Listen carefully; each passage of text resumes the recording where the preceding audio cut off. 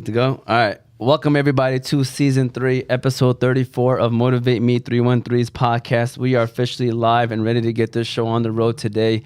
Looking forward to another great and important conversation that we're going to be having today. Today's topic is all about the recent encampments, protests, and demonstrations that you have seen on college campuses, specifically on the Wayne State campus right here in the Metro Detroit, downtown Detroit area. So we have a couple students here, but before we introduce them, I want to give a shout out to everyone that's in the building today, starting off with little big bro Yusuf Dabbit on the ones and twos. We appreciate him as always.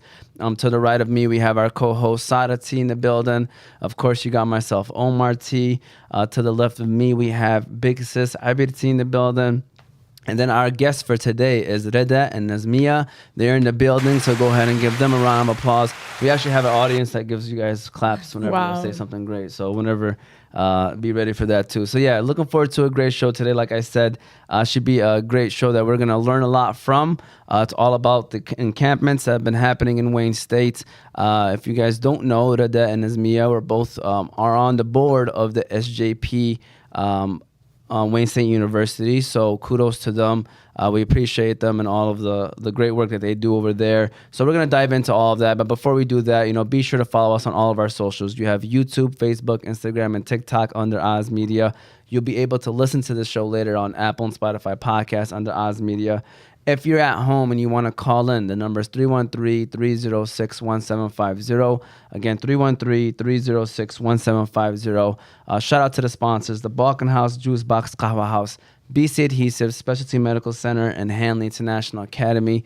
Yusuf, we're going to start off with the Balkan House. Let's give them a shout out, and then we're going to keep things rolling. So shout out to the Balkan House restaurants. You know what, Yusuf, man? I'm in the mood for some Balkan food.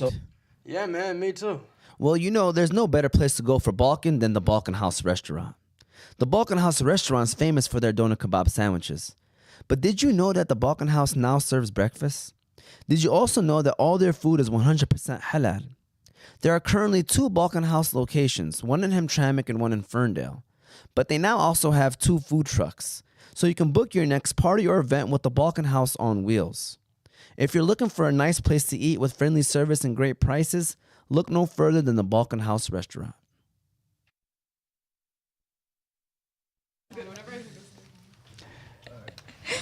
She's trying to start stuff right now. No, I just want you to say it the right way. That's all right, Thank you. Thank you. Ridaa. Yeah. Shout out to Ridaa. She's in the building today. So first of all, let's check in and say hello to our guest today and just tell us a little bit about yourself.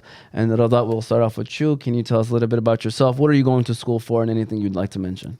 Yeah, my name is Ridaa. I go to Wayne. I'm like a senior now, so I've been going there for the past 3 years. My major is media arts and studies. So yeah, it's like in the communications department. And I'm also in the student senate, which is kind of how I got into this stuff because we passed a BDS resolution through the student senate. And I'm actually from Troy, Michigan, so that's where I go to school from. And yeah, Nuzmeya. Okay, so my name is Nuzmeya. I'm going to be a junior in the fall. I'm studying public health, and I got into public health just recently. I was an environmental science student, but I recently switched over because I decided I wanted to be a doctor. I'm Palestini. I'm 19 years old. I think that's pretty much it. And funny story about Nuzmeya is that her uncles have both been on the podcast show. So Mo Abdurrabba, when he came on, the attorney that talked about September 11th. Nice, yeah. And then Umar Abdurrabba as well. We've had him on the sports show, so they weren't on there with him. But both great guys. Mo Abdurrabba was actually the MVP of the Hamtramck versus Dearborn charity basketball game this past year. So you could give him a round of applause, by the way. I didn't even know that. Yeah, he represented Team Dearborn and he was dominating. So he played a great game. But thank you for sharing that. And just maybe can you guys tell us, like, what do you guys do in terms of being on the board with SJP? Yeah, pretty much when we passed like the divestment resolution, I mean, always we've been trying to advocate for Palestine. That's like the purpose of Students for Justice in Palestine because, it did not start on October 7th. It's been going on. Mm-hmm. We've been trying to advocate. But we realized that simply passing, a piece of legislation through student representation was not going to be immediately acted on. And we would have to actually push really hard and we would have to put a lot of effort into it And so I wanted to go beyond just being in the Student Senate and join something that would help advocate for that resolution to actually be implemented. So that means bringing a lot of people together to support it, like holding protests, going to Board of Governors meetings. If you guys don't know, the Board of Governors are like the people who kind of make big decisions when it comes to a university. UMich has regents, state has trustees, so we have that. And then the president of the school kind of is above that, and they're the people who we're really trying to address when it comes to divestment. And all these schools, like what we've come to realize in the student movement is that you need to really like do a lot, and you need to build up a movement in order to get away from the status quo, which they're trying really hard to enforce. Yeah, and we really want people to understand that our Board of Governors, it's not something that only involves us, and our Board of Governors are voted on actually by the people of Michigan. Like, you guys all can vote on who goes on to the Board of Governors. And so that's why we like to make it known that this is a community issue, and it's not just students, it's not just a student movement, but it's something that involves every single one of us. And so that's why everybody has a place at these protests. And then thank you for sharing that too, because we're going to talk about the community involvement with everything that has happened too, and what are your thoughts on it. So I guess let's go straight into it. Let's just talk about the encampments. We've seen it all across the news. We were watching it. A lot of universities across America were taking part in the encampments, to stand up for Palestine. And then Wayne State, came around. I think it was right after UMich, was over with. And then, so tell us, like, what was the reasoning, or what was behind like Wayne State of beginning the encampment? Why did that happen? And maybe give us a little bit more details about why Wayne State. We can start off with you on this one, Nuzmeya. So we, as like SJP, we had been attending the Board of Governors meeting for about like 3 months. It'd been like 3 months prior. We'd gone to all of the Board of Governors meetings, and essentially we would be going to these meetings and giving public comments, explaining to the Board of Governors why we wanted them to divest from war profiteering companies that were actively funding the genocide in Gaza. And we'd give our comments. Every single time at the end of these public comments, all we were asking was for them to put it on the agenda. And we wanted them to just address it and to just talk about it, to say what, because BDS, before, like Ridaa explained before, BDS has been passed through the Student Senate. And so the next step is to go through Board of Governors. When we were attending these Board of Governors meetings, in order for them to speak about it, they need to put it on the agenda. Every single time they were ignoring us. In April, I'm pretty sure it's like April 16th? 26. April 26th. So April 26th, we had all attended the Board of Governors meeting, and at this meeting, there was a violent and brutal reaction from the university against students who were standing in that room. They would drag students out. Cops who were like, Ridaa can go into more detail about the cops and like what exactly they did at this meeting. So basically, like Nuzmeya was saying, we knew that once this resolution had passed, the next like body of people that are in control of this kind of decision are the president and the Board of Governors. So we're making comments towards them, asking them to divest. And we're also trying to not have them have business as usual. So we're protesting as well outside. We disrupt the Board of Governors meetings to make them really hear us. And when we disrupted the April 26th meeting, they had, I think, kind of anticipated that, and there were plainclothes cops sitting in the gallery. There were cops surrounding us behind us. We were planning on, like all protesters were planning on dispersed as soon as we were given a legal order. We did not want to get arrested. No one wanted to get brutalized. But I think, these schools are trying to sort of teach some sort of sadistic lesson towards students who are advocating against a genocide, and they had pushed us out of the meeting. At the same time, our academic union people were also there presenting something, so a lot of professors, faculty members kind of bore witness to this. They bore witness to the fact that the president, the whole board, was sitting there sort of watching the cops brutalize their own students, push them out of a meeting. One student who, not a Wayne State student, but he was a black student, was arrested. He was a student arrested during that protest. Lots of like us hijabis were there, just pushed out of the meeting. And to his point, he was 100% racially profiled by these cops. Like, I watched with my own eyes 4 cops drag out a white student. 4 cops were on him, let go as soon as they were out, and like they sought him out, and they went and they sought out the black student, and for no reason at all. Like, he was just like, he was walking out with us, and they let go of one student and grabbed him. it was just like, it was really eye-opening for us, and it was eye-opening for a lot of people at this meeting. It was eye-opening for a lot of for faculty, and I think that this disruption and this event really like ignited a fire in the community and ignited a fire in the students that made all of us see that we're not safe at Wayne State. I think being at like a predominantly, like there's a large population of Arab students and Muslim students at Wayne State, and so a lot of us feel like we feel safe, where we almost feel at home walking around on campus, and we see people who look like us, and in turn we can think that there's safety in that, when really there isn't, because if we look at who controls decision making and who controls something like where our money goes, it's not in favor of us, and they don't care about us. I seen you shaking your head while they were talking. What are your thoughts on what's to watch the students that attend your college that actually keep it going in a way, and I just was thinking the whole time about disrespectful. The teachers. I mean, so I think that faculty. the April 26th event was a turning point for us and also generally the Wayne State community. A lot of the faculty members that were there that day or who saw those events happening, whether it was in the news or just following on social media, witnessing those videos, I think for the first time they took their own organizing a little bit seriously. At this point, they've started, I think 2 weeks ago, a Faculty and Staff for Justice in Palestine. Okay. So I would say that faculty, there's varying thoughts and tendencies among faculty members, just as there is within any population, even the student population. But in a way, the administration, so like the president and board of governors and other admin members, are also above them, and they are at the mercy of them. And I think before they might have had a lot of fear in speaking out because their jobs are on the line. But now that they're coming together to protect the students, they've also realized that when they come together as a group, if something happens to one of them, there's like a support system to prevent anything from happening. The admin can, throw all these consequences at us, but if people are united in large numbers, if there's a popular movement, if people are supporting each other under this united idea of, okay, we want divestment and that is a just cause, it does kind of keep us safe in that way. Right. And it keeps us stronger, and we have the ability to keep going. One more thing I wanted to mention about April 26th that kind of ties into the encampment and just all of these events is our relationship with admin and the police, and like Student Senate students' sort of thoughts around things. Student Senate, IDOC also released a resolution that was passed in the Senate about our police. So our chief of police, Anthony Holt, had taken a training trip to Israel in 2019, which means that our police, like a lot of police forces in the country, especially in Detroit, exchange strategies, methods. They do training, like they go to Israel and they learn from the occupation forces.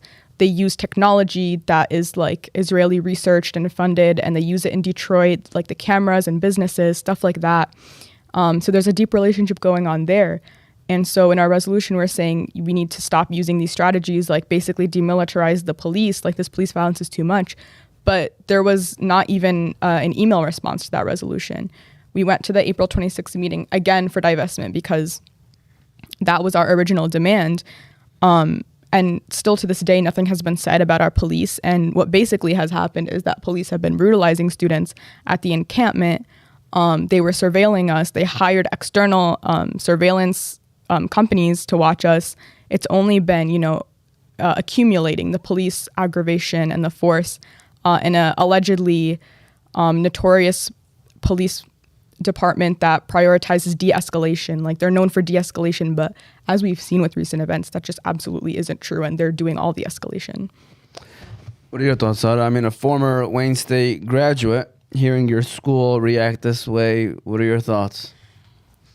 Well, to be honest with you guys, whether it's there or anywhere else, that's just very disrespectful. But especially that you're in that school, you're whether you even had a scholarship or you're paying for it, that's just, like you're a part of it. You want to be proud of it. You want to be proud of where you graduated. You want to be able to be safe and to be able to speak your mind, especially somewhere where you're getting education and you're learning, and that's just devastating. And I'm like, it's so bad how everything is just working out in that way. Yeah, and especially with universities, they really preach, speak your mind and be yourself, and be the person. Think outside of the box. Yeah, it's everyone's welcome. Yeah, And you would think that they would actually be proud of you for standing up for something that Yeah. you don't Yeah. want happening. It's just sad. it's crazy because I don't know. I mean, people, it makes you realize how deep ties these universities have with It's the all- it's occupation. all- Everywhere. Yeah, everywhere. Sad. It's crazy. But, that's what the fight is all about. So you kind of touched on, you mentioned the April 26th meeting, which is probably what motivated y'all to do the encampment. I'm assuming that's why you mentioned the April 26th meeting. So now we are in the encampment. Talk to us. What was that like? What was the pushback from maybe the staff or, the president? Just give us an idea of how that went, and anyone can start, either one of you, whoever wants to talk. So the encampment was like all the students that were at the encampment, the community members, everybody has nothing but amazing things to say about how we kind of cultivated a space for people in the community to just come and hang out and be together and talk about Palestine and listen to people give speeches, such as like someone who was a Nakba Day survivor. We had little kids doing like magic shows. Like there were so many things at the encampment that were nothing but like livelihood, or they were nothing but exciting for people in the community to come and to really just enjoy themselves. And the school had nothing but negative things to say about nothing but negative things to say about the encampment. And it was really eye-opening to see that it doesn't matter how we portray ourselves, they will always see the worst. And it doesn't matter how smart we are or how strategic we are, how innovative we are, they will always see nothing but outside agitators, and they constantly use rhetoric that was extremely harmful to us students. They were calling the students like occupiers. They were calling us trespassers. Wow. And they were sending these in emails that was going out to the whole university. So everyone who didn't know us or didn't take the time to stop by the encampment, they were like creating this image in their head about who we were or what we were doing. I had someone from the medical school actually come talk to me about how they knew people who had never even been to the encampment and never really even walked on campus since they were getting emails about classes being shut down, and they thought there was an active shooter. Like they thought something serious was happening. Yeah, like it was dangerous. Yeah, they didn't know because they were just reading the emails and they were reading the messages. So it was just really disappointing to see that, we were just cultivating a space for the community to come and learn about what divestment means, and it was just really disappointing to see that reaction from the university. But she can speak more about it. Yeah, so they kind of started with this framework of, this encampment is bringing up a lot of health and safety violations. Like that was their choice narrative in the beginning. And we know that this is like a rhetorical choice narrative because we started a little bit like late to the game of the like height of encampments. Which, another reason we started was just because we want to be in solidarity with Gaza and the other students. The student movement has been facing unforeseeable amounts of repression, so we want to be with them and we want to see like how can we also get divestment. But they started making claims about health and safety violations. They sent a fire inspector who we did let in and approved our whole encampment that there's no safety violations like regarding fire, which is what they accused UMich of. They said that, there is fire violations, so now we're going to violently raid all of these students, which is the actual safety violation. And they said things about sidewalks. We opened up the sidewalks for accessibility. But then to the point of accessibility, it's not that Wayne State sidewalks are even themselves accessible to people who need to use wheelchairs. There's cracks everywhere. The infrastructure at Wayne State is deeply inaccessible, but they make these claims that like, this encampment is creating a hostile environment. Most of the people here aren't students. Like they're agitators, they're occupants. They have this fringe idea. Meanwhile, we're representing this popular movement for divestment, very wholesome environment where everyone is welcome.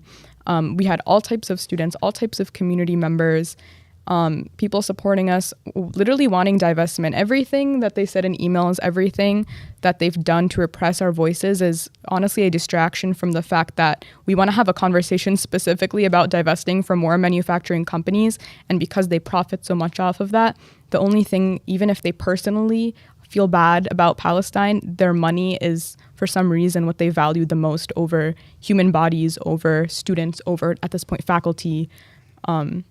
So that's really what we have to strategize around, is the fact that administration prioritizes their endowment returns they make on investments, which is very disappointing when it comes to the amount of contradictions with their values of diversity, inclusion. They want to foster relationships between students and community. When we actually do that, they become angry that we actually are starting something real, Right. something that actually could be beneficial to students in the community. And yeah, it's just deeply contradicting. Like you guys were mentioning, the school has all these values. They should be praising this. And they do. They praise movements of the past. They praise, for example, I want to bring up the African American Studies Department at Wayne State University. They had to protest for that to even happen. I forgot exactly what year. And then later on, when they wanted to expand the department, Black students had actually occupied what is now the Student Center for 11 days, and they had their own list of demands. So this type of protest is not new, and this style of getting your demands through, demands that cater to underrepresented populations, demands that are there for people to make a better society, it's been done before, and they accomplished that. And that's why we even have a Department of African American Studies that is so robust. It's not because the school automatically decided to do so. Yeah. No, go ahead and give that a round of applause, first of all. That's by the way, I'm speaking to the crowd when I say that. The crowd was making sure that they do that. But no. I'm wondering, did you guys ever get to talk? Yeah, so we'd never spoken, or we had never had a meeting with administration at the encampment. We had somebody consistently, like, he was walking up and he was essentially coming and saying that you guys are violating fire and safety codes, you guys have food violations, you guys are inaccessible, all these things he was coming up and saying, and consistently the students immediately would rectify these issues. Moved off the sidewalks, the fire marshal came in, we had like all of our extension cords, they said were a fire hazard, removed all of our extension cords. And keep in mind, they had locked the surrounding buildings, so students couldn't even go and charge their phones. So no extension cords to charge your phones, no accessibility to the buildings. So now we couldn't even bring in anything to charge our phone. So if your phone was dead at a certain point, it was like you had to walk somewhere, go to a car. Like we were rectifying issues that they thought were public safety hazards, and we were dealing with the fallout, but we were doing it because it was something that they were coming to us with. Yeah. So he would come up, essentially say all these problems, and then at the end say, well, this all needs to come down, and this entire encampment needs to come down. And then at a certain point, we were saying that we want to speak with our administration. We want to speak with somebody. We have demands, and we want to speak with our administration. There was never a meeting, and there was never. We tried even at one point to have a meeting with them, and they came up and they said, okay, well, we can have you guys meet in about like 5 minutes. It was like I can get into the details of like the whole meeting thing. Yeah. Because that in itself is sort of like a game that administration will play against their students.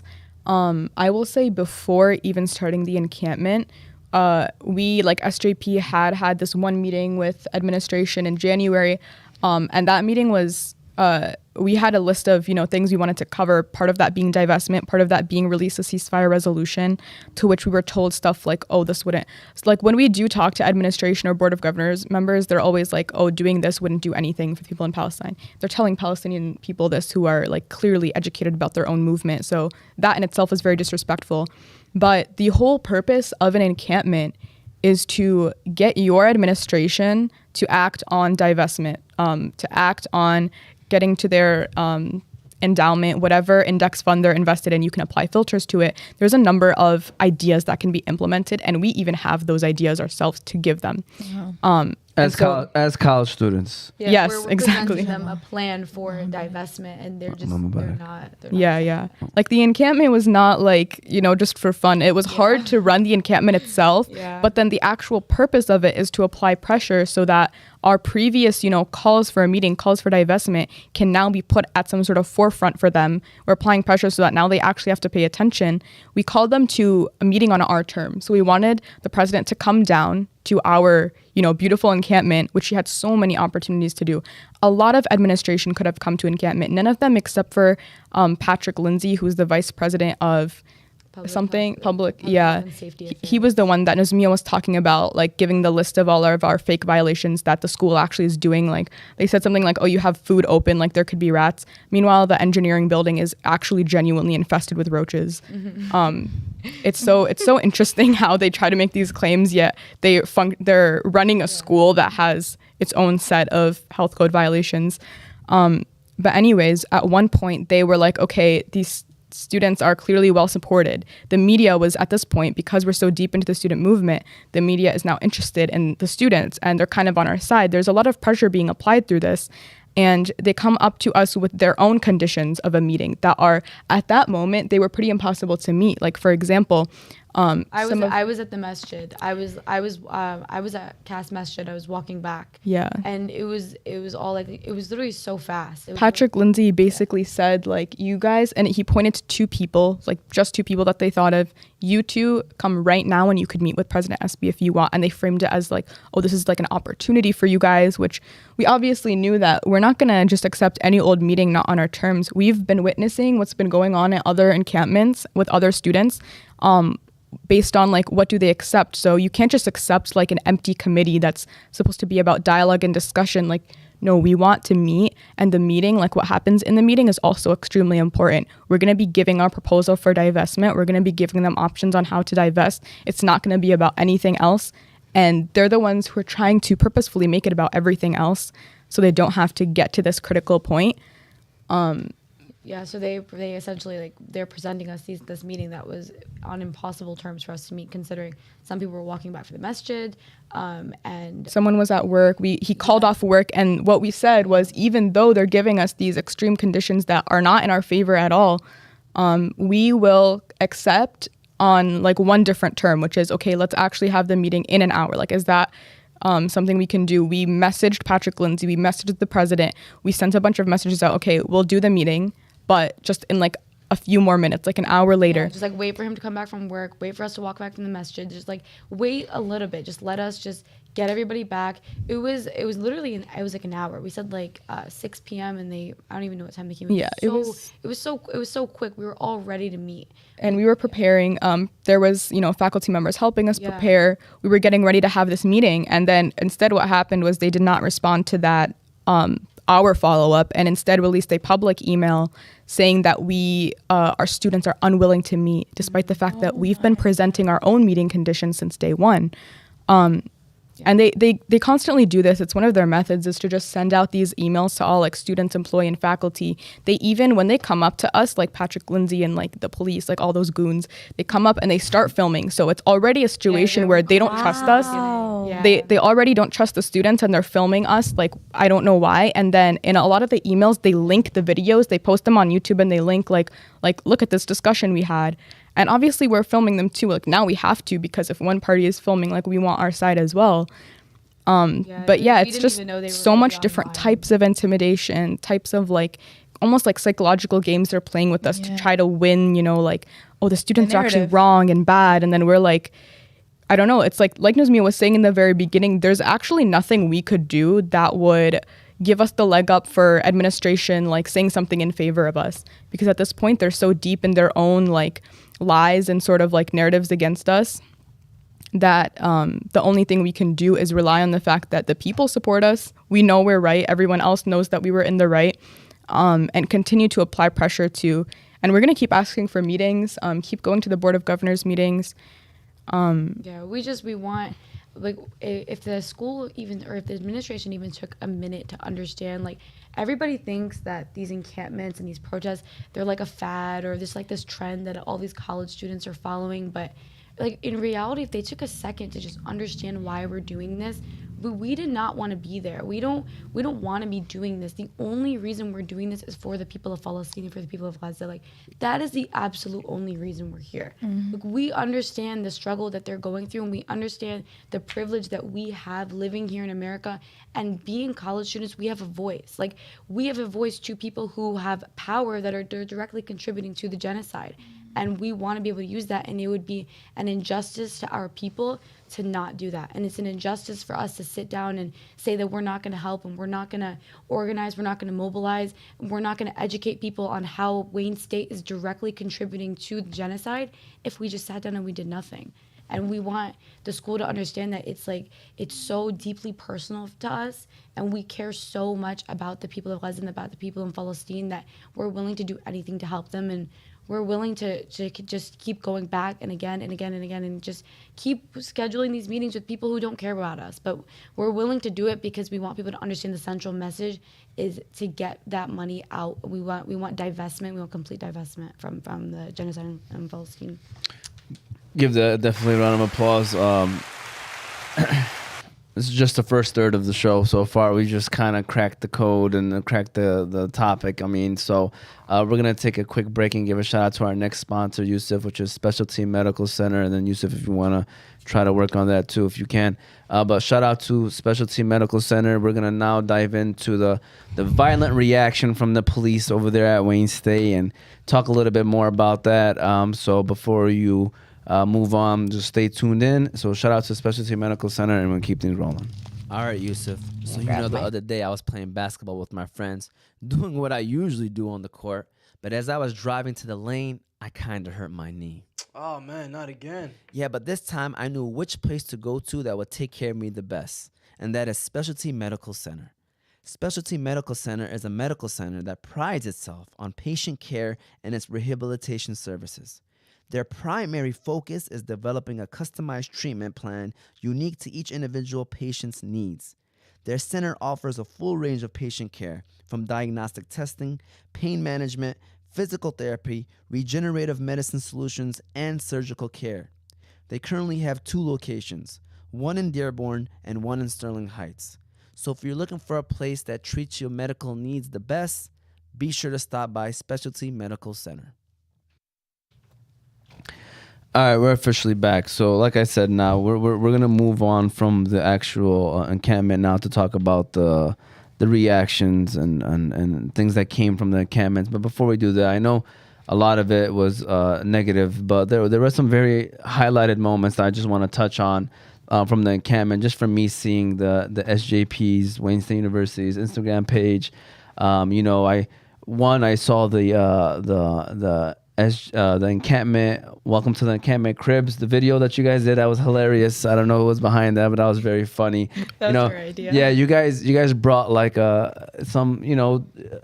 put smiles on people's faces in a serious situation, which is what I think helped even more with that. So many people wanted to support it, which was a great way of changing the narrative in a way. I seen the videos of like when it rained, the tents were filled with rain, like. That's like Dedication. Wallah, like I can't believe it. I saw that Ibrahim Ayyash, man, when he started singing. Listen, Ibrahim Ayyash, like I forgot to talk to him about it because I ended up seeing him after that. And like, of course, that's him being him. And now Isa Hamadi is about to do like a whole remix to it. Now I see that. So that's pretty funny. But one question I want to ask before we dive into the police force and how they were violent is this was during finals, right? If I'm correct? Or No. During summer school. Summer school. Oh, yeah. summer school. So it wasn't. It was during the first. This is like the 3rd week, maybe. I'm taking summer classes, so it was like it was the week of like our first couple exams. Like my first exam was during this week. Okay. Yeah. So it was like the first kind of exams week of summer semester. Oh, okay. I thought it was during the finals time. I was gonna say, how did that all happen while all that going on? But now let's go on to the violent reaction from the police, and from what I'm hearing too is that people also got arrested, and so can you guys just I guess touch on just in general like the reaction from the police force, and why did it even get to that point where they're actually putting hands on people and arresting people? You want to start with the scare? Yeah, sure. I think all in all, like the Wayne State police, like they're pretty cowardly, and they I think relish in the idea that they can do some type of action, like they can really get in there with these types of things. Like their mindset is very much like also waiting for orders. Like I would say they're not very intelligent people, but they're finally doing something for once when we're at an encampment. Like, they finally have a job to like surveil us, pay attention to what we're doing. There's theories that they're like listening to us, stuff like that. They had like a big police truck at many points just for watching us. They had different positions that they were in. I mean, we know this because we're watching them as well. We want to keep ourselves safe. And there's nothing like, I think letting go of fear is a big thing. Knowing that our like people power and just like the fact that we're there for a real reason and that we're there to defend humanity and like we're there against genocide. These people are there because they're following orders and they're protecting like an investment. So listen, I just want to say something. There's with all the crime happening in Detroit, all like seriously, like I can't. So ridiculous. I'm sorry. It's absolutely ridiculous when you think about like. And even like the psychological warfare, like she's mentioning, like all of this was just scaring everybody. Like nobody felt safe. Everybody was terrified constantly. There's this huge truck parked behind us the whole time with this bright lights and a table. Like it's just like it was just scary, and like cops constantly walking back and forth. Every time, this was like in the first 2 days, every time somebody would leave, there was this motorcycle. There was this cop on a motorcycle just like following everybody. They would like, kind of just put on a show like at certain points. It was just scary, and it was like everybody, nobody felt safe because of how the police were acting and how heavy their presence was, and it was very clear that they weren't there to protect us. They were there to watch us and treat us like, you know, we were. I mean, we were definitely not looking to them for like any type of protection because, you know, they were there in our opposition, looking at us as threats the whole time. But I think that also comes to the point of like they have this sort of like intelligence on us where they're like, okay, who are the student leaders? Like, what is going on? What's their next step? At the same time, we're kind of trying to observe them. And that makes us feel safer is that we know their strategies as well. We understand when a raid is going to happen. And on one of those cases, when we notice that, okay, they're preparing for a raid, which we, you know, people at Encampments at this point know, like, there's ways you can prepare for that. You don't have to be, like, scared for your life. There's ways you can avoid certain things from happening. There's ways you can avoid arrest. There's a lot of things you can do. The first time that we confirmed had, like, a raid threat, we had called people and say, hey, like, please come support our encampment, because we know that the more people that are there, the worse it looks to do a raid. And also the more the police, like, they're also just people. Like, they're militarized and they have all this power and they have all these materials, but when there's people who are united in a large amount, when people come out from the community, other students, they can't do what they want to do because there's too many people supporting. So we saw them sort of inching in the perimeter, but then when our people grew, we started being prepared. We put on masks, we put on goggles, like, we're prepared for any situation. Wow. They start inching back away. So when you see schools call for people to defend their encampment because there's a raid threat and it doesn't happen, it's not that it was like a false, like, boy who cried wolf situation. It's that it was going to happen, but because people came up and supported. This applies to protests. This applies to any type of event where people might be at risk. The more people that are there, the less powerful the police are. Yeah. And everybody was like, we heard at the first like confirmed time was like 6 p.m. The community just came out. Everybody supported us. Everybody came. Like, there were so many people there. And like she said, like, with police presence, like, they started to grow, we started to notice, and then, like, they're inching back 6 p.m. And then it got to a point where we found out that, or we heard we got another time from when we thought the raid was going to be, and that was in the middle of the night. It was around 3 a.m. So we tried to get everybody to stay. You know, we told the community, we're worried there's going to be a raid as soon as you guys leave. There was the People's Conference for Palestine going on that weekend, and we had a feeling that as soon as they left, the People's Conference was over, the police, they were going to try to come in because they knew that there wasn't a conference down the street where all these people would come support us. So after they left, and we heard about a potential raid threat, alhamdulillah, our community all showed up. They showed out. Then we heard 3 a.m. in the middle of the night. We thought they were going to come. Yeah. We stayed up all night. We, like she said, we put on our goggles. We put on these, like, rain things. Like, everybody was just, like, ready to, like, everybody was ready for this reaction that we knew the police were ultimately going to give us. And everybody stayed up all night. None of us had slept. And then, again, the police didn't come. There were so many people there. Another time, as soon as this time, the 3 a.m. hit, we heard of another time that was gonna happen. Who tells you guys about the threats? We were hearing from just like a couple different sources, like people who they were just. Like, I mean, you can listen to, like, police scanners are, like, publicly available to listen to, like, their own comms, but obviously for this kind of situation, they might not be, like, calming about, like, they're going to raid the encampment. But you can also just, like, looking around and, like, watching, like, what exactly are the police doing? Like, are they having conversations in preparation in reaction to something we're doing?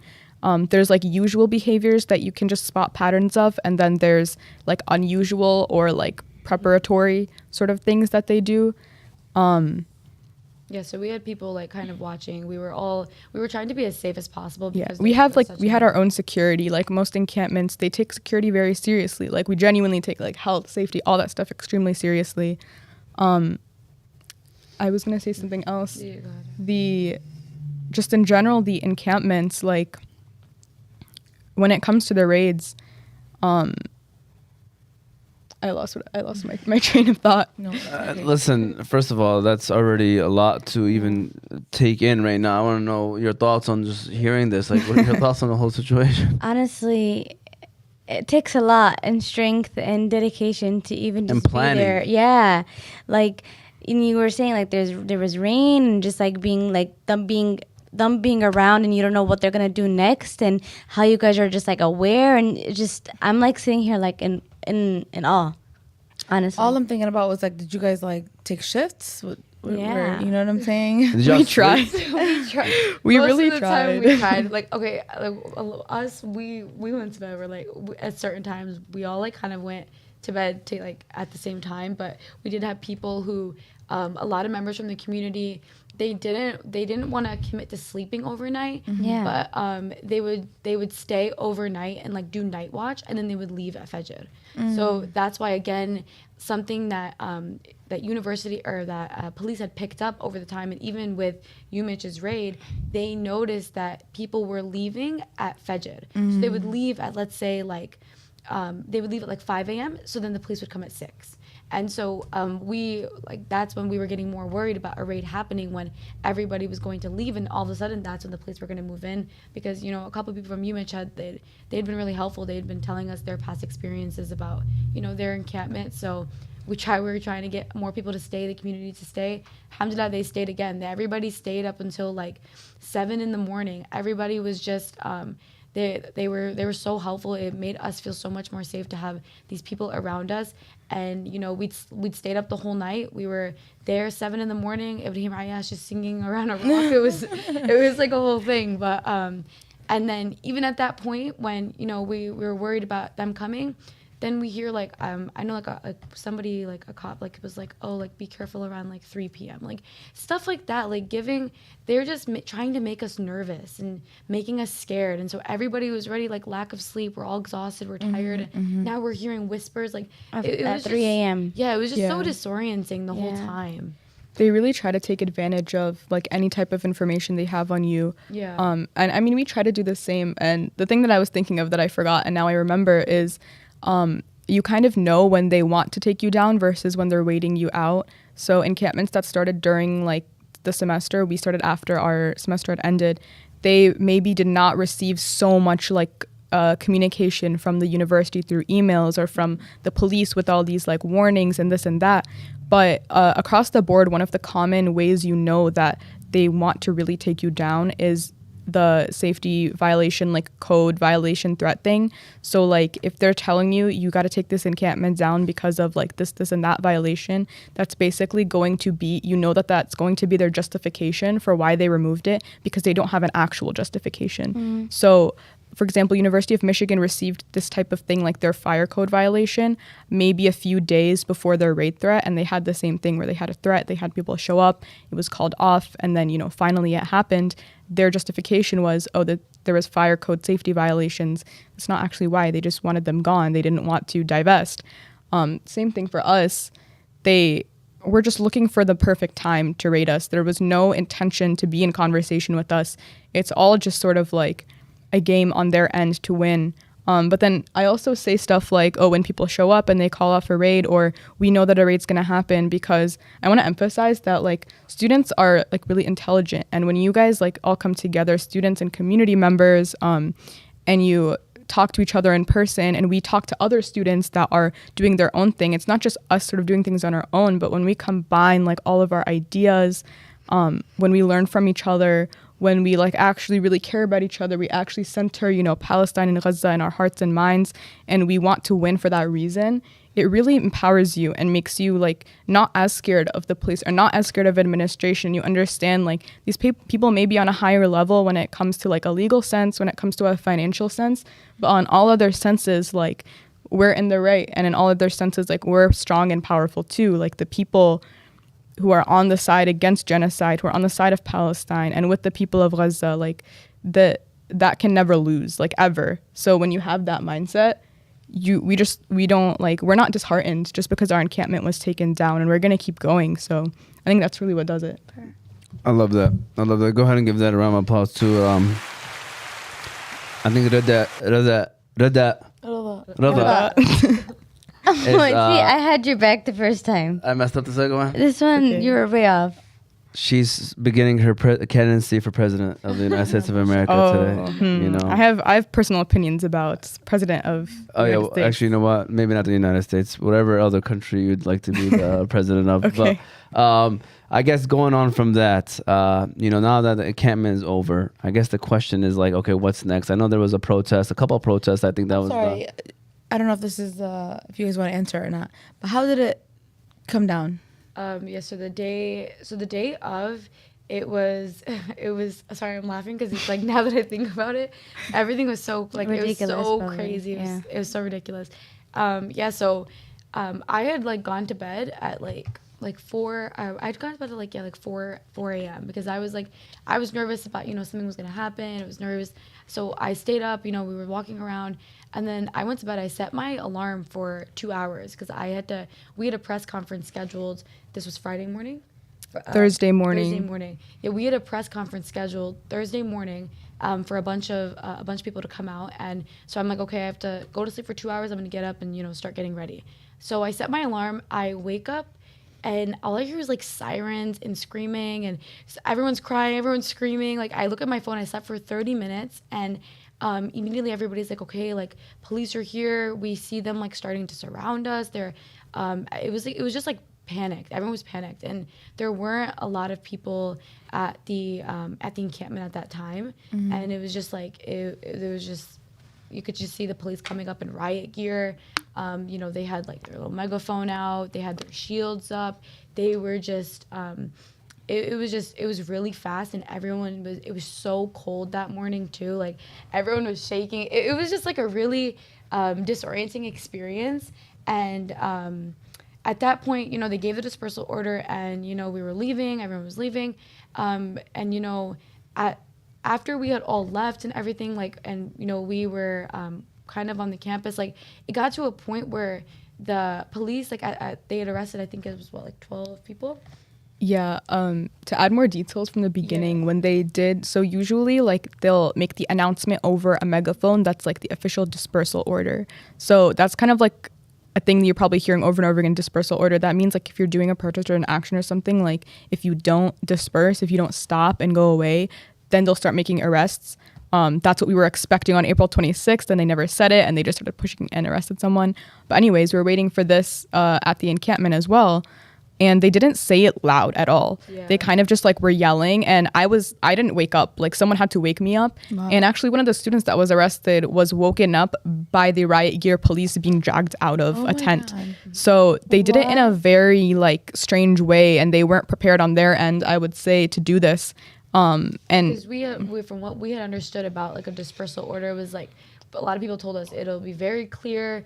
They'll say like, you need to leave in 10 minutes type of thing, in this way, from this exit. You have 10 minutes, and then that's it. And so it was very quiet. Like she said, like we didn't even see it or hear it. It was just like everybody was kind of screaming, wake up, they're here. Yeah, it was because people were already awake, which is the only reason. Like, that's why you have a night shift, is so that there's people like always aware of something going on. Like I had to be woken up, and by that time, like, they give the amount of minutes, very short amount of time. The clock was already ticking, so we couldn't necessarily like call for more people to come. We couldn't do a lot of stuff. And we did have a lot of community support the days before, even like the daytime prior. I would say that this was like a rare moment for us, that there was so little people. Like, they definitely took advantage of that situation.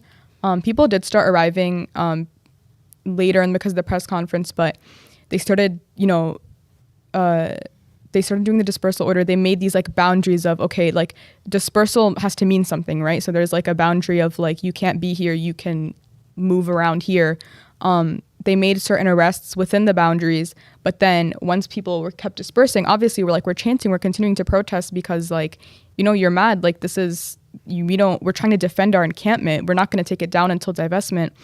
But they start making arrests outside of that boundary as well. Like it's kind of like at random at that point. They're doing it in like a way that is intentional and is like clearly like, there's not really like a logic towards actions of the police in these situations or actions of the administration in these situations. There's not like a logic that you can like go by, and they have this like immunity to just do whatever, make arrests and say you're trespassing even though you're a student at your own school. So Yeah. just all throughout the whole campus at that point, and by the end of it, 12 people were arrested. So now that I guess going back to, that was a great question too, Abid, by the way. So now going back to the question is like, now that the encampment is over and you had a few protests, like what is next? What do you hope for is next, and what do you want to see from the university? Yeah, so we still want to meet with our administration. We want a meeting. And no acknowledgement of that meeting yet from them, or just not even wanting to set it up yet? I mean, it's kind of like an interesting situation because like, if you're trying to make sense of something, the administration should be the ones reaching out to their students who are clearly upset about something to, you know, set up a meeting that makes sense for both parties, that keeps in mind their position against us is huge. Like they have all of the authority, all of the power, but we have to be more professional. Like we have to step up in a way that we don't have the paycheck to do so, but we will be using as many channels as we can. We have a bunch of faculty behind us. We have even the Student Senate trying to work towards this. Like they passed the resolution, so now we're trying to keep acting on it. I think the administration is the one that's delegitimizing all these official channels that we tried to use before. We tried to come at BOG meetings. We tried to get meetings with SJP before to talk about divestment. So we will try to use different strategies to get them to meet with us. Like if we need to apply more public pressure, I think that's when community comes in. So next steps for everyone is that community members, especially like in this area, a lot of them are tied to Wayne in some way. We have like an alumni network. We have the Students for Justice in Palestine. We have now the faculty and staff for SJP. We're going to be having events that we post on our story as usual, or on our Instagram as usual, that we want as many people to show up as they can. And that is pretty important. This is all very important, and I love that you're bringing up the community part, because that's the next question. Like overall, how do you feel like the community did in terms of supporting the students at Wayne State? Yeah, we're honestly just so grateful that people were there to show up, and not even show up for us, because we didn't want it to be about that, and it's not about coming to the encampment to support us and be there for us, because we're not even there for us, and we just wanted people to show up with the right intentions, and that was to support people of Gaza. And I feel like that's what people did. They all came, and they made sure they were there when we were nervous that the police were going to try to raid, and they were there, and they were listening attentively to all of our speakers, and they were bringing so much food and supplies, and donating, and just creating different avenues for other people of the community to come and enjoy themselves. So we were really happy with the turnout, and most importantly, I was really happy that, you know, we could see the intention with everybody, and we could see that people were there for the right reason, which is what we wanted in the first place. I'm happy to hear that. I'm very proud of the community support. We saw a lot of people that, you know, that we know of, you know, from Congresswoman Rashida Tlaib to, like I said, Isa, to Lexi, to Adam, to Ibrahim Ayash, you know, so a lot of people that we've seen out there that were out there supporting, so kudos to them, and I'm sure that they were helping with getting the word out as well. Yeah, they were really helpful, and you know, I think that most importantly with all those people you mentioned is they understand that this is not over, and this is just the beginning, and so it's not even over when inshallah we get divestment. It's like these are very baby steps that we need to keep taking, and we just need to acknowledge that as a community, like we showed up, we were there together, and we're going to keep showing up together, and you know, that's what makes us strong. Yeah. I'm so disappointed in Wayne State, honestly, because like that was the school that was, you know, like you said, it has a very high populated, Arab Muslim in general, you know, very, very diverse. And I used to I didn't go to Wayne State, but I used to always use the library, and like you guys felt comfortable, you know, so that's. If you had to do this all over again, would you still go to Wayne State? I would say yes, Oh, just yes. because the other schools are equally, yeah. if not more complicit. I think that it kind of is a thing. If you live in the United States, you're probably going to be involved in something that is complicit in genocide. And it's kind of everyone's responsibility to then take that and like see the situation you're in. Who are you connected to? Who like is superior to you? What can you do to fight that? And also to add to the community discussion, Wayne State, I think, is a unique university like in Michigan, but in the entire world. Like we serve, like allegedly Wayne State's supposed to serve this community that's in, you know, the blackest city in the country. It's next to the most dense Arab city in the country. So much Arab population, so much history in Detroit about like movements and all of these, you know, protests because of different issues, like meeting demands through people, like just raising them. We have like a union history.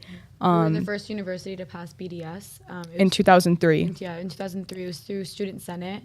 Like, we were the first university to do that. Who says we can't be the first, or well, we wouldn't be the first, but who says we can't at least like be the ones to take the step again? Like, why? Like, Yeah. we've already done it. We could do it again. The community support we saw was so unique because like because of everything Nuzmeya was saying, and also like she was saying, this is like, I think, step one for students and the community. Like the tie that we're building is only going to be strengthened with everything we move forward from here on out. I mean, I think we both believe that Wayne State will divest. It can be a little bit like nihilistic at times, like, oh, these institutions are so powerful, or the money is like, they're going to lose so much money, so they would never divest. But like, that's never the mindset you can have when you're at the beginning of a movement. And you know, encampment is one thing. It can be fun for the community to go and like help in these certain ways, but I think now they see that this isn't like a stopping point and that we'll move forward with different strategies. Maybe like certain schools are going to start doing encampments again. You saw Columbia starting it up 3 times over. So it is not a trend. And the fact that we have this community support, I think it's like a permanent altering to like Wayne State and the community, that they now are going to have to pay attention. Like they're going to have to divest eventually. Go ahead and give the community and the students a round of applause for all the great work that they did. We're going to run our last ad of today, and then we're going to end this show with some advice and a message for the president. President Etsy, right? SB. Etsy is... She needs to draw up some divestment plans. You know what I'm saying? Yeah. That's why, you know what I'm... But what is it again? SB. SB. President SB. But go ahead and give a shout out to Hanley International Academy, and then we're going to keep things rolling. So shout out to Hanley.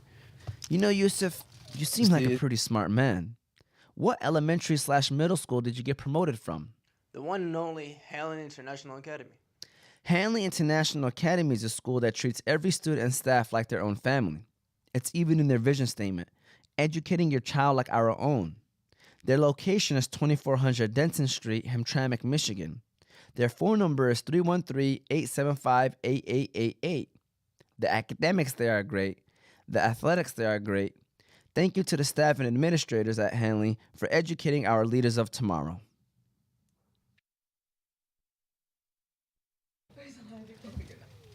All right, we're officially back, keeping things rolling. So overall, do you feel like the encampment was successful? I think that it depends on what like you look at our goal as. Like for me, even if at the end of the day everything that we did, like we know our goal was to get the university to divest, but even if like all this money, all this time, all this like this panic and terror that went into it, if all it did at the end of the day was give the people of Gaza even just a little bit more hope and a little more reassurance that we didn't forget, then I would say we did it. Like then the job was done and like we accomplished something. Like I feel like it depends on what you look at. Our like the goal can be and like even in a number of ways, if another goal was to get the community to realize that Wayne State's not with us and that our administration doesn't support us and they don't care about us, and I think that the people did realize that, and everybody seeing such like brutalization of the students, I think that people were so shocked and they were so disappointed, and that woke people up. That's what that's what we wanted. We wanted people to realize that like there are things going on that we don't understand because we don't take the time to learn them. And even for myself, I learned so much in this process. And it really helped me realize that, like, even being there and watching what's happening to my peers and watching what's happening, it makes me realize again, like, in Gaza, it's so much worse. Like, there are people who they're detained for years and years and years, and there's no justice system for them. And people who are arrested, they have no hope for any good outcome to come out of people who are arrested. Or like people are. It is so much worse, and it makes you realize, like, how privileged we are. And it just, I think that if this encampment was waking people up and making people realize and educating people, then I would say that it's successful in that way. What are your thoughts? Yeah, I would agree with everything Nuzmeya just said. The fact that people in Gaza are so touched by the student movement, and they're really highlighting the fact that they want to make us keep going, like, that is like pretty much a life force for us, I feel like. Yeah. And then to the encampment, I would take sort of like a neutral, like maybe strategic stance towards it. So I'd want to look at, like, what did we lose, what did we gain, because I wouldn't want it to just be like, if I'm working on something, I wouldn't want it to just be like, oh, like, look, we successfully held it up for 6 months. Like, what was the actual point? Like, what did we gain? What did we lose? Yeah. I think one of the hugest things that was gained is the idea that community, faculty, alumni all took notice, and they, amongst themselves, started their own sort of organizing. So yesterday I went to this event that was put on by our own school faculty. So it was Faculty and Staff for Justice in Palestine. I think it's SJPWSU. You can see posts from it on their Instagram account yesterday. But it was basically like a Detroit Palestinian solidarity event. They had a lineup of speakers, people who have been doing activism and movement work in Detroit for so long. Speakers who are Ghazan. They had student speakers. They had speakers from our Black Student Union. And so this type of, like, awakening and organization that maybe has not existed in recent years for faculty to be able to speak on a topic that is, like, taboo or, like, could be harmful for their careers, that kind of, like, seed being planted for faculty, for also, like, even maybe, like, certain admin members are, like, switching sides, or community members who maybe, like, because of their position, or students who maybe they're, like, going to apply to med school, like, all these people who maybe were hesitant before because of risks they might face, but are now not so isolated and are now unified and are now organizing together. That happening, like, that's the success of something like an encampment to me. The not success would maybe be like, oh, potentially we could have had some mistakes. I think it's okay to acknowledge the fact that student organizers in general will make mistakes, and maybe there's things we should have done instead, or like, for example, maybe we could have found a way to center, like, Ghazan people in certain ways instead, but it's so hard to, like, do this and that at the same time. So all of it is a learning process, and I wouldn't take an overly optimistic, but I also wouldn't be super pessimistic towards, like, framing it as a loss. Yeah, we learned so much, and we're even meeting so many people. We're ready to continue to, like, to take what we've learned from other people and apply that to other organizing. Yeah. From an outside person looking in, I think it was definitely not a loss. For sure. And just people don't understand that when you do things like this, it educates people that don't know. Yeah. And they see you guys, the community sees you, Ghazan people see you, Palestine sees you. Like, it's definitely not a loss. And I'm sure people that, heard on the news or heard about it on social media, they're probably like, oh, the next time they do it, I want to be there too. Mm-hmm. So it's never a loss. It was 100% not a loss. I just want to tell y'all that right now. Please don't even think about it. I'm sorry to tell you. I mean, don't get me wrong. Obviously, the biggest goal, I guess the number one goal was the divestment. But that was not going to just happen like that. You know what I mean? I'm it's sure not you a loss guys know. until you give up. Yeah, that's true. And not even then, because at the end of the day, I think the biggest thing was I realized personally how deeply tied Wayne State was into these, into the oppressor. So it's like the education alone, you can never label as a loss. And then how you brought the community together, like you said, the fact that the Ghazan people are realizing it and actually acknowledging the stuff that the schools and the campuses are doing around the country. You are doing what you can. Yeah. You know what I'm saying? And sometimes that's all you can ask for. Like, you're not going to win every game. When you're coaching your players, you tell your players, just try your best. That's all you can ask for. Sometimes things don't go your way. That doesn't mean, that it was all failure. Like, you did your job, you did what you had to do, and then the rest of it, is more times than not. I mean, the rest of it literally is in Allah's hands. You know what I'm saying? So you guys did an amazing job.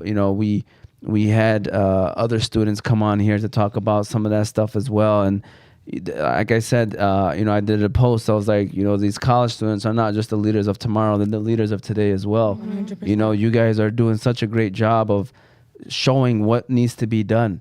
You're not just talking about it, you're being about it. And actions speak louder than words. So please, that question was for me to actually pick your brains to see how you really thought about it.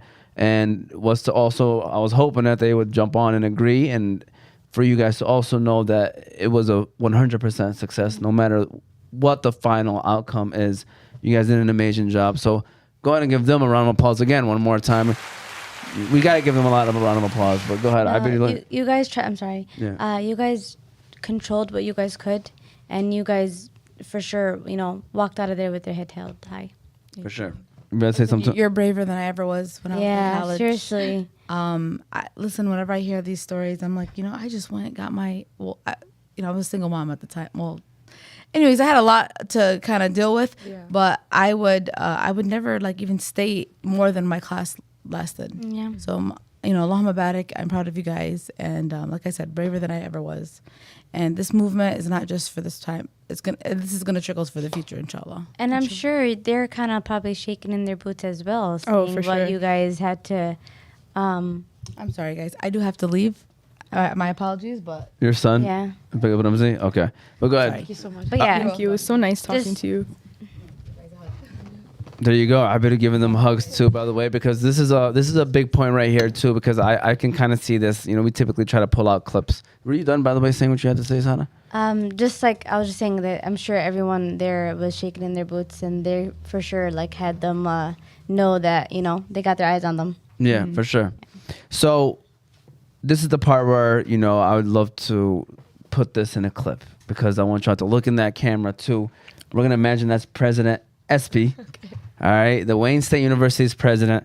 And so if she was right here listening, or not even right here, maybe just listening. It's not funny, I know. What? It's just so silly to think of her watching it. Yeah. But in general, though, if she was, what would be the message that you would send to her? And we can start off with you. I mean, I don't even want to make it so hypothetical. I think if you tag her, she'll probably give it a look, or someone on her team will. But hello, President SB. I know you know us. We know you too. We know you well at this point. We honestly just want to have our first meeting, and also know that that will not be the end of it. We're not just asking for a meeting. We are, as you know, asking for full divestment. So expect it, and the community is all watching. We're expecting Wayne State University to be doing the right thing. We can't have you being scared that you're the first one or any of this or that. We will divest. Nuzmeya, any points? I think you said all of it. We just want to meet with you. We just want to sit down and have a conversation. Yeah, I mean, don't be scared of us. We're not scared of you. Look how I've nice talked we to you are. before. We're so nice. We are so nice. We wish you would have come to the encampment. That's honestly. We put snacks out for Right. my SB. We put snacks out for her. Yes, missed opportunity. We had so much good food and everything. But yeah, looking forward to our meeting is maybe what I'll say. Go ahead, give that a round of applause. So cute. It's exactly what I was hoping for out of that question as well. First of all, such an awesome job. And Please have the meeting with these brave girls. Yeah. Please. seriously. I mean, honestly, to me, that's so disrespectful. That's so disrespectful. As a president, Actually, your they go title. to your school. Yeah, they're your I students. mean, man. it's her first year here. She's She's just warming up to it. Yeah. I mean, it doesn't matter. I You guess take on that's that sarcasm. role. I'm hoping that's sarcasm because Yeah. But she really is new, yeah. Yeah, Yeah. but no, if you take on that role, as soon as you you are in that role. So yeah, doesn't matter. exactly. And it's like Epsi. she's But she's our new here. Principal. Like Epsi? Epsi. SB. SB. ESPY. Yes, I'm not the Is it only the one. SBN thing? Yeah. Oh. No, that's how I remember the second time around because ESPN, they have ESPY awards every year. Those are- okay, that makes That's sense. funny. So this was just, a quick recap of like how it all went down. Obviously, you can reach out to these, get more information of how things went. Follow them on Instagram as SJPWSU. That is Students for Justice in Palestine and Wayne State University's chapter. So, you know, that you get more information on this because we're kind of getting down to the last part, which is the Motivate Me 313 minute. So for this question is for those Wayne State University students who are beginning to maybe feel overwhelmed or may want to give up, I guess, what advice would you want to tell them? Not just maybe the students, even community members that feel like, hey, you know, this is overwhelming, you know, and I just, it's time for me to move on. What would you guys want to tell them? I think I would say just remember why we're doing this. Like, don't focus on the what, but focus on the why. Like, people are focusing so much on what is, like, what we're doing, but focus on why. Like, why are we here? Why are we doing this? Like, people are dying every single day. There was just the invasion of the Nasirat refugee camp in Gaza, or in Palestine, and we have like 45,000 people already dead. Now they're estimating a 250,000 estimated death toll. Like, it's a lot of people. People are every single day they don't know what's gonna happen. They don't know what to eat. They have nothing to eat. They're sleeping in tents. Like, us sleeping in those tents was a tiny minuscule taste of what they go through every single day. Like, if we just all took a step back and understood why are we even doing this, I think that everybody would be at these protests and everybody would be at these encampments, because they'd understand that there's no liberation until there's Palestinian liberation. We have to center the Palestinian voices. We have to center everybody in Palestine right now, because we are the ones, as Muslimin, we need to advocate for them, and it's like it's just like in our best interest, and we need to be the ones to really say, like, especially as Muslimin, I think, like, we understand that nobody's going to fight as hard for them as we are. And so I just think that's a big takeaway. Yeah, I think if you are like, you live in America, you pay taxes here, you pay money to any institution here, we're not the kind of people who are really allowed to give up when our circumstance is so privileged, and it's so benefiting us to be extracting from other people, to be part of the machine that funds a genocide in Gaza. But then a more practical sort of advice I would give is that I don't think the people who are tired are probably people who are part of a larger movement or a part of a large group, because when you are like with each other and you're doing something together, it's hard to get tired because there's people supporting you, and that you're allowed to take a break if there's other people to be doing whatever you were doing. Like, for example, at the camp, we realized early on that we can't like keep staying up all night and being like frantic and stuff, like, to a certain extent, like, regulate your body, like, because then you need to have as much energy as possible when it comes to like something that requires action or something that requires you to like turn your brain on. But if you would join like your school's Palestine club, or if you're an alumni, for example, and you join that movement, you're going to be part of this large group of like-minded people.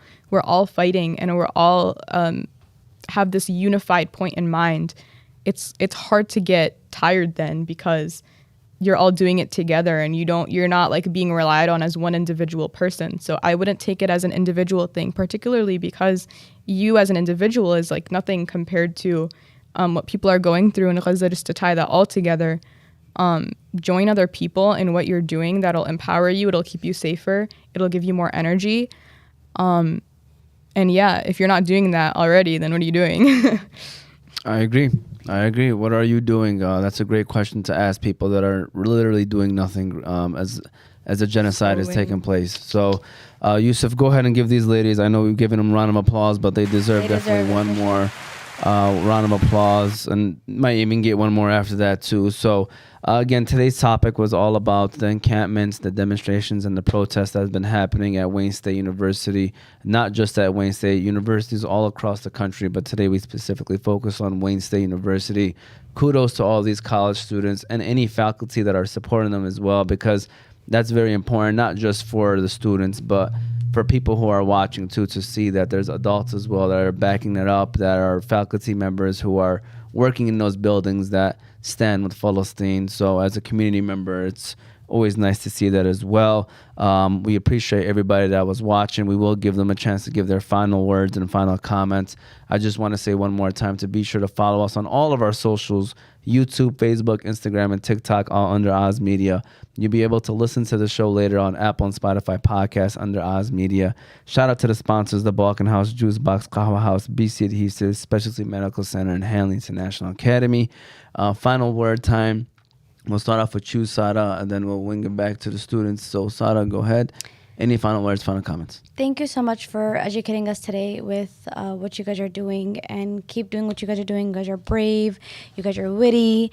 You guys, like he said, you college students are the leaders of not just the tomorrow, but today too.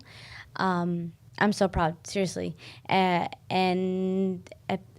SP, please, again, I'm going to say it again, enter these beautiful, brave ladies, because their intentions are pure and they just want to have a conversation. Go ahead and give Sara a round of applause. She's over here doing her thing. This is a Wayne State University alum. Yes, as a Wayne, even though you weren't there when I was there, because you're new, please, she's still learning. She's still learning her job, Sara. Give her a chance. Students need to be heard. 100%. Go ahead with your final word. Well, thank you guys for reaching out to us. This was awesome. I will say, there's a bunch of different prongs to a movement. What is a strategy that helps you move forward? What helps you? Media is one of those things. So when we talk to the news, when we talk to people like you guys have an audience to reach out to. This is a big part of it. So I will say you guys are now participants in the student movement as well by doing this. And then I would just shout out everyone, SJP people, everyone at Wayne, all the students, all the people who helped us. We're just two people talking about it. It's easy to talk about it, but people who are doing stuff, it was a lot of people, and they were putting in a lot of work. The people who were serving food in the food tent every single day, that was all of it was free work. All of it was for Gaza, it was for Palestine.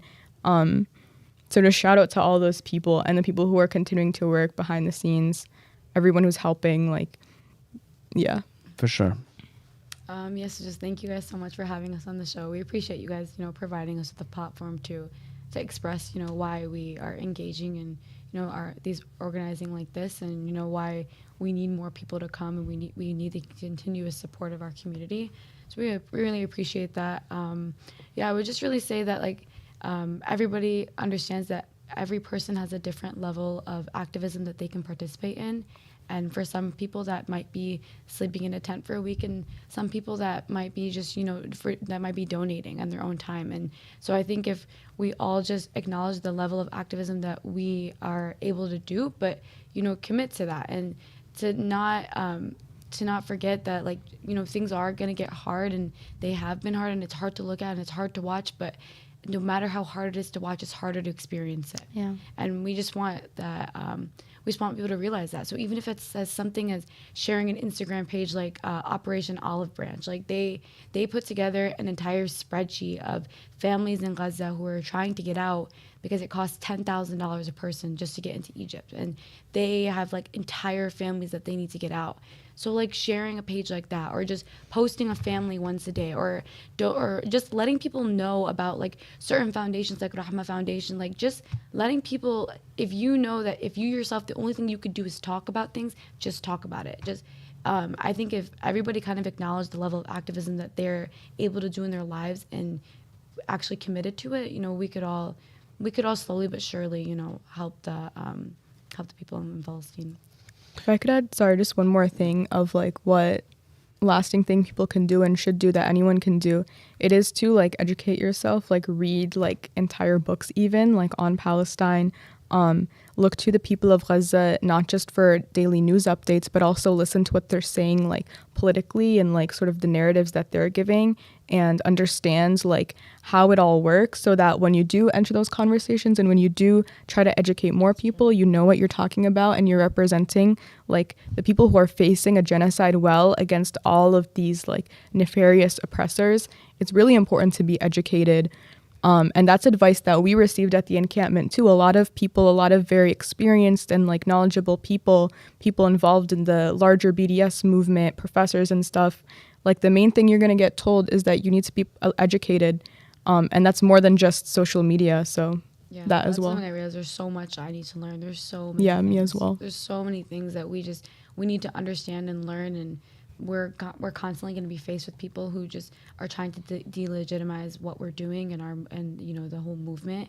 But like it matters, and we know that it's true, and we know that we're right. We're fighting for this, and like we know that like Allah has a plan, but you know, we all need to tie the camel. We need to take a step, and we need to do something, and we can't just sit back and say that us just sitting down and, you know, crying for people in Palestine is going to do something, because it's not. Like we need to, you know, make dua for them, and we need to pray for them, but we also need to make the steps that we are able to do in our lives, and the only people who know that are ourselves. MashaAllah, you already know Yusuf.